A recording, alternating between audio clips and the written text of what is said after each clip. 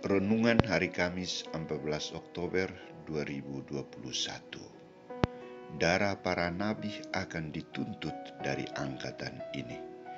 Bacaan pertama diambil dari surat Paulus kepada jemaat di Roma, bab 3 ayat 21 sampai 30, dan bacaan Injil dari Injil Lukas bab 11 ayat 47 sampai 54.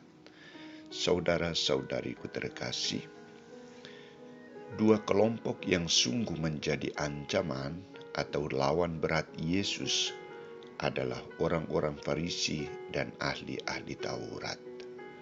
Santo Lukas menampilkan kisah lanjutan Yesus tentang ancamannya atau kutukannya kepada dua kelompok ini. Dalam kutukan ini Yesus menyebutkan beberapa tuduhan kepada mereka, yakni pertama, Yesus menuduh nenek moyang mereka adalah pembunuh para utusan Allah, nabi-nabi dan rasul-rasul. Celakalah kamu sebab kamu membangun makam nabi-nabi, tetapi nenek moyangmu telah membunuh mereka. Dengan demikian kamu mengaku bahwa kamu membenarkan perbuatan-perbuatan nenek moyangmu, sebab mereka telah membunuh nabi-nabi itu dan kamu membangun makamnya. Sebab itu hikmah Allah berkata, Aku akan mengutus kepada mereka nabi-nabi dan rasul-rasul, dan separuh dari antara nabi-nabi dan rasul-rasul itu akan mereka bunuh dan mereka aniaya, supaya dari angkatan ini dituntut darah semua nabi yang telah tertumpah sejak dunia dijadikan, mulai dari darah Habel sampai kepada darah Sakaria yang telah dibunuh di antara mesbah dan rumah Allah. Bahkan aku berkata kepadamu, semuanya itu akan dituntut dari angkatan ini.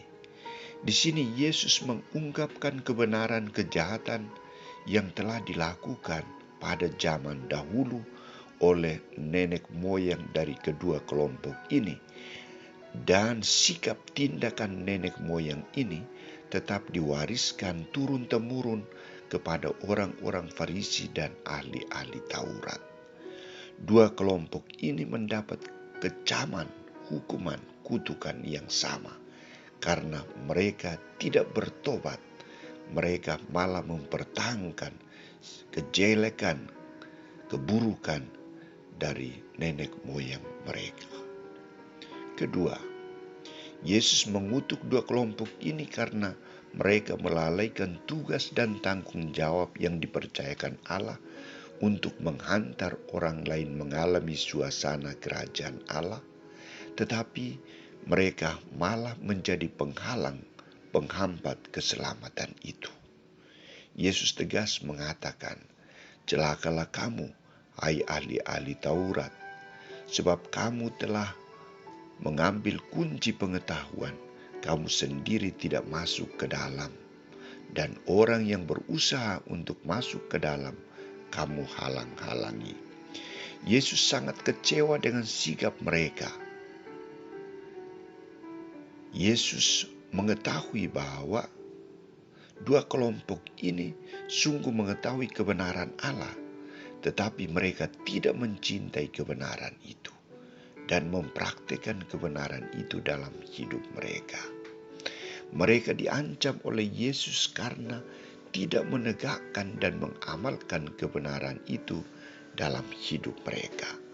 Malah mereka menjadi penghambat. Ketika orang berusaha untuk masuk mengalami suasana kebenaran Allah, mereka menjadi pemicu. Mereka mempersoalkan sehingga orang tidak dapat masuk ke dalamnya. Orang tidak dapat mengalami sukacita dari Allah sendiri. Saudara-saudariku terkasih, sikap Yesus dalam kisah Injil hari ini mengajak kita semua agar lebih bersikap bijaksana dan sungguh mengamalkan kasih dan keadilan Allah dalam hidup dan karya pelayanan kita.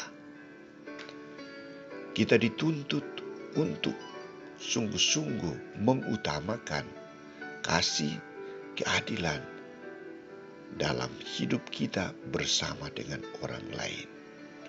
Orang yang hidup dalam semangat kasih dan keadilan akan membawa hidup dan kebahagiaan bagi sesamanya. Tuhan menghendaki sikap kerendahan hati dalam pelayanan kita. Semoga kita mampu untuk mewujudkannya.